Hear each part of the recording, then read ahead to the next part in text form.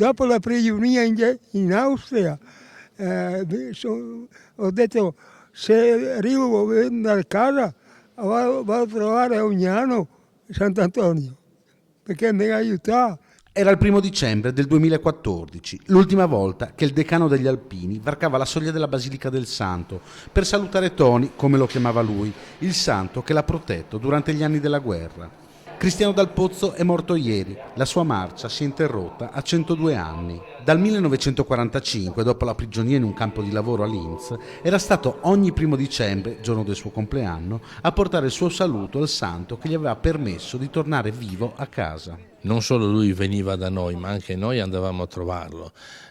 Normalmente durante le feste di Natale salivamo su e andavamo a pranzo fuori con lui e lui ci forniva sempre delle buone patate, dei buoni fagioli dell'altipiano di Asiago.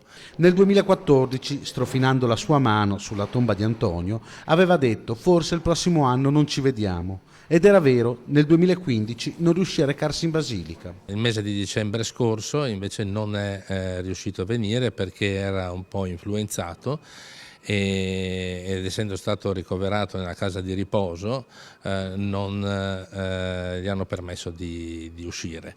Anche il presidente della regione Luca Zaia ha voluto ricordare Cristiano Dal Pozzo. Era e rimarrà per tutti i veneti il simbolo stesso dell'alpinità, ha detto, di quella straordinaria umanità nella quale si impastano forza e caparbietà, spirito di sacrificio e amore per la propria terra, abnegazione e generosità. I funerali si terranno domani a Rozzo e sarà presente una delegazione di frati del santo.